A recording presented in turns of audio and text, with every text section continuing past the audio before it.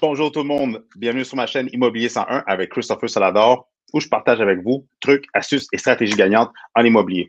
Aujourd'hui, on va faire une vidéo qui va s'adresser aux nouveaux arrivants. Oui, parce que je vois que de plus en plus, le Québec, le Canada est un pays où est-ce qu'on accueille beaucoup d'arrivants, mais aussi qu'est-ce qui est le fun au Canada, au Québec, c'est que pour avoir une hypothèque, c'est quand même très accessible et beaucoup plus facile qu'on le pense. Il y a tout simplement des stratégies qu'il faut mettre en place de un, mais de deux, faut être accompagné des bons spécialistes. Et c'est pour ça que j'ai avec moi justement un spécialiste dans son domaine. Tu peux te présenter? Edgar Postigo de CIBC, spécialiste hypothécaire. Yes, yes. Donc, on va toucher justement aux étapes pour avoir une hypothèque lorsqu'on est nouveaux arrivants. Donc, Edgar, avant de rentrer dans le vif du sujet, est-ce que tu peux te présenter, expliquer brièvement c'est quoi ton parcours et dans quoi tu te spécialises?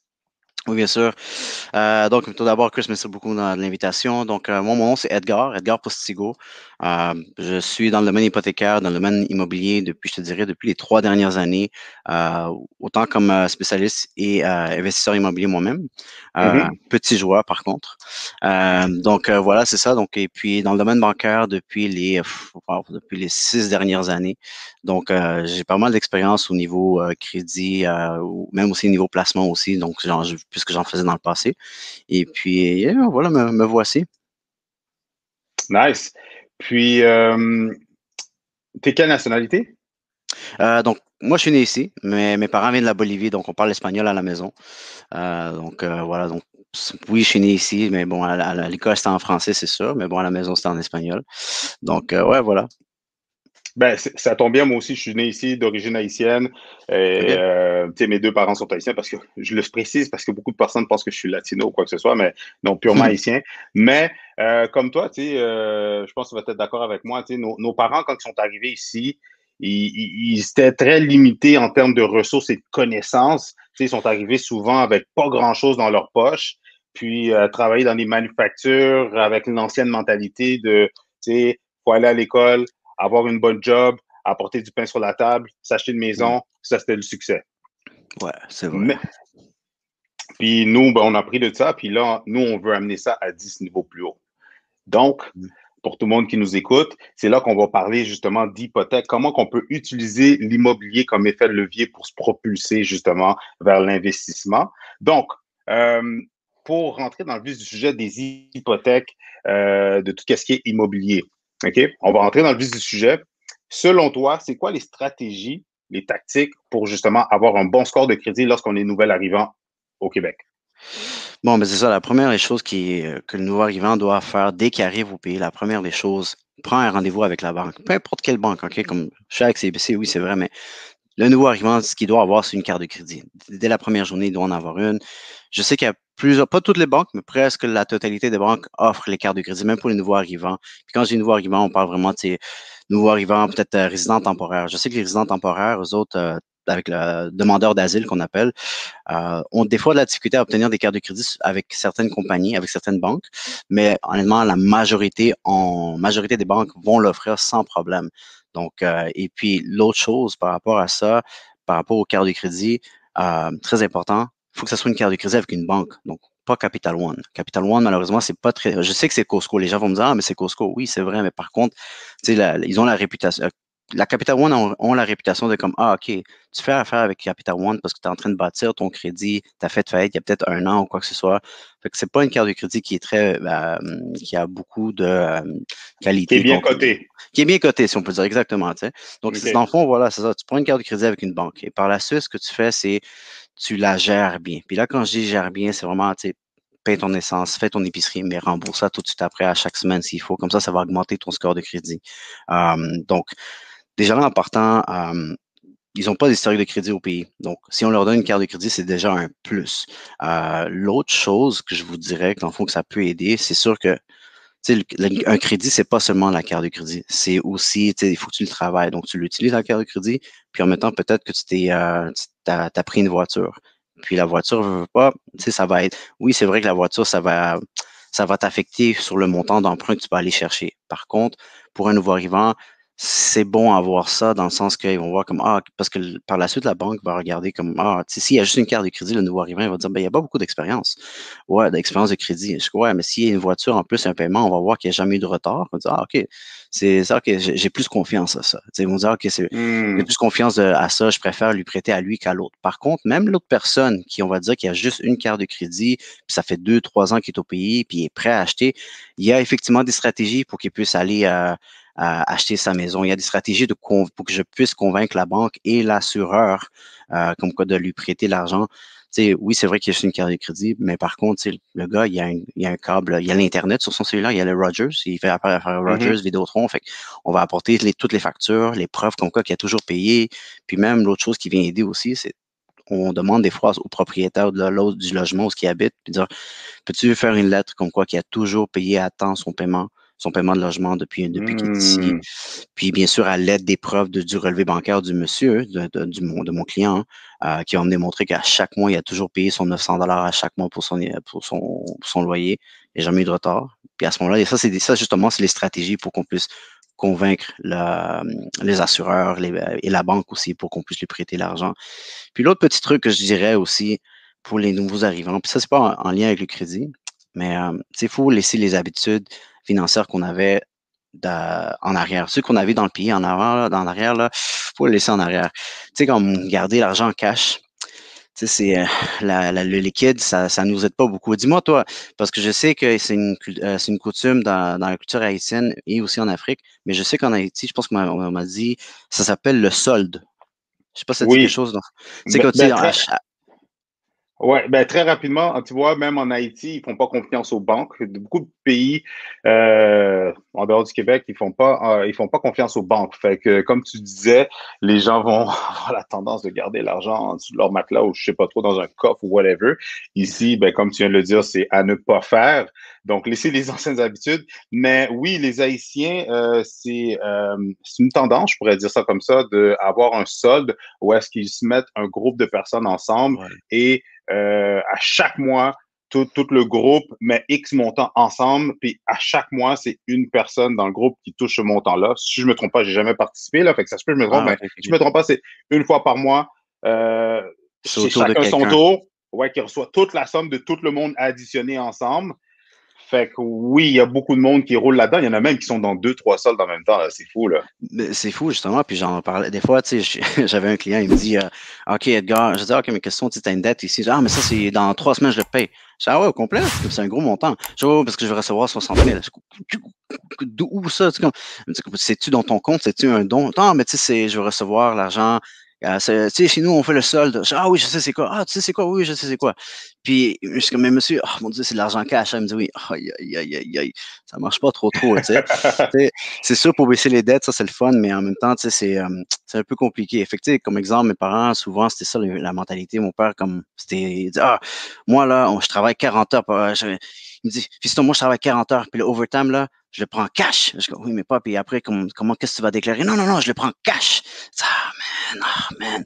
Puis, tu sais, justement, quand il était nouveau-riant, à l'époque, il me disait comme c'était compliqué, comme quoi, tu sais, les banques lui disaient c'est 35 de mise de fonds. Puis je sais que même de nos jours, on entend souvent que c'est 35 de mise de fonds. C'est des cas complexes, ça. Mais ce qu'il faut savoir, ce que j'aimerais que les nouveaux arrivants sachent vraiment, c'est que si tu as un revenu, si tu as, travaillé ton crédit, tu as une carte de crédit, puis ça fait 2, 3 ans que tu es au pays, tu es encore nouveau arrivant, même si tu as ton permis de travail, ton papier jaune qui dit qu'il est encore bon pendant 12 mois et plus, il y a quelque chose à faire. C'est faisable avec 5%. C'est faisable.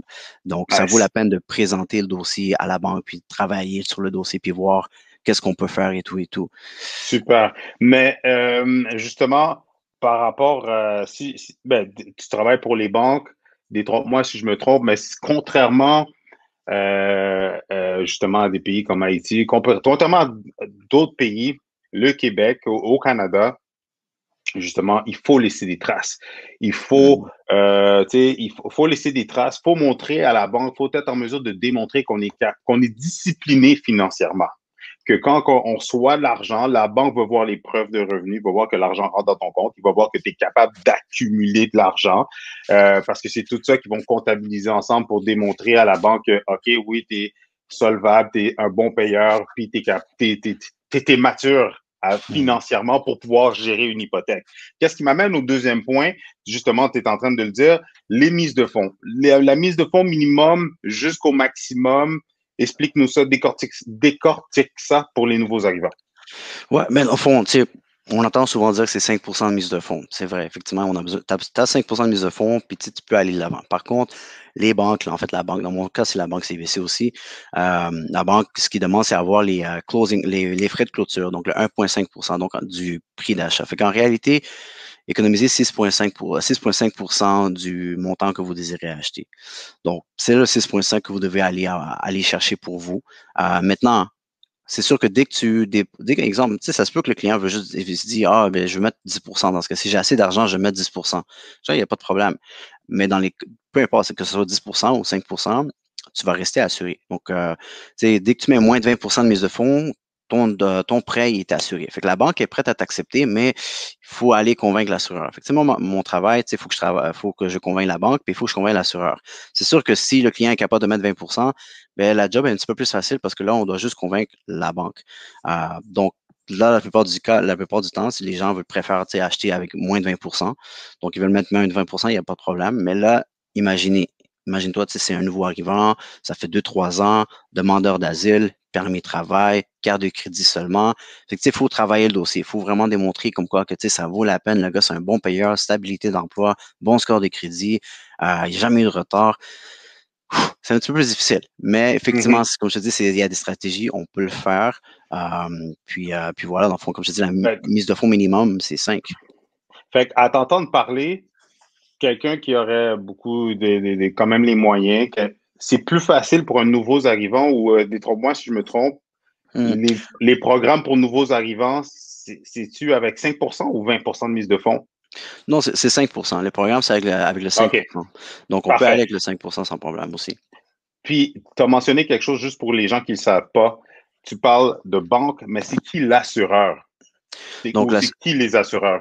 C'est ça. Donc, dans le fond, nous, de côté, on travaille avec la SCHL, Sagen, qui s'appelait Genworth back then, puis la Canada Garantie. Canada Garantie et Genworth travaillent aussi avec les nouveaux arrivants. Donc, c'est plus ces deux-là qui vont être en mesure de prêter d'accorder le prêt avec 5% de mise de fonds avec les nouveaux arrivants qui ont un permis de travail de 12 mois et plus, dans le fond. Okay. Donc voilà. Donc, si littéralement, ça, c'est comme des demandeurs d'asile, ils sont capables de le faire aussi. Puis quand on parle d'assureurs, c'est des assureurs pour l'acheteur ou pour la banque?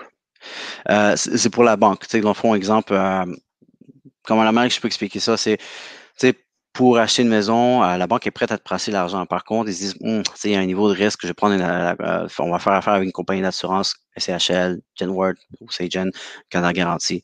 Puis tout dépendamment du profil du client qu'on a, exemple, score de crédit nécessaire pour SCHL, ils demandent c'est 680 minimum. Ça l'a changé il y a comme 1 an et demi environ, ça. Avant, c'était un peu plus bas. Les ratios aussi. Fait que, dans le fond, tout dépendamment du critère, du profil qu'on a avec le client et le dossier, on dirige vers la bonne compagnie. Puis dans ce cas-ci, pour les nouveaux arrivants, surtout ceux qui, c'est des demandeurs d'asile, ils ont le bon score de crédit, mais s'ils ont un permis de travail, on va aller directement avec, exemple, Genworth dans ce cas-ci. OK. Fait que dans le fond, eux autres, ils assurent le prêt à la banque. Fait que si la banque doit ressaisir une propriété, ça c'est pour tout le monde, c'est pas juste pour les nouveaux arrivants, pour tout le monde. Si la banque doit ressaisir une propriété, dans le fond, ils remboursent la différence à la banque. C'est ça?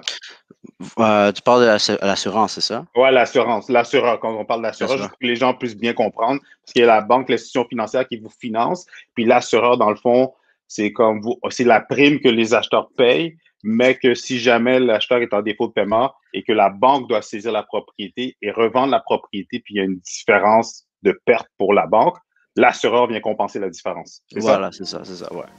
Super. Alors, c'est tout pour aujourd'hui. Merci tout le monde pour votre écoute. Si vous avez des questions ou des commentaires, n'hésitez pas à les mettre plus bas. Ça va me faire plaisir de répondre à toutes vos questions, mais surtout de vous donner la bonne information. J'ouvre une petite parenthèse. Mon but avec ma chaîne n'est pas simplement de vous divertir, mais au contraire, mon but c'est de vous aider en vous donnant l'information, mais surtout pour ceux qui sont prêts à passer à l'action, pour ceux qui sont prêts à passer à un autre niveau, que ce soit pour vendre ou acheter. Mon but est de vous assister, de vous accompagner pour vous assurer d'avoir une belle transaction gagnante. Donc, n'hésitez pas à me contacter directement. Mes informations sont plus bas. Envoyez-moi des messages sur toutes les plateformes de réseaux sociaux. Christopher Salador, vous allez me trouver, ou sinon sous le nom de Better Call Chris. Pour terminer, aimez, commentez et partagez la vidéo avec les gens que vous savez que ce contenu pourrait servir. Et c'est Christopher Salador, votre courtier immobilier, en plus d'être votre guide, votre coach, votre conseiller en immobilier. Merci tout le monde.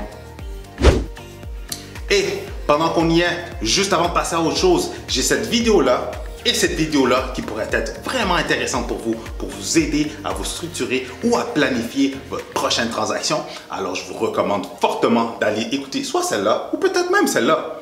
De toute façon, si vous avez des questions ou quoi que ce soit, Better Call Chris.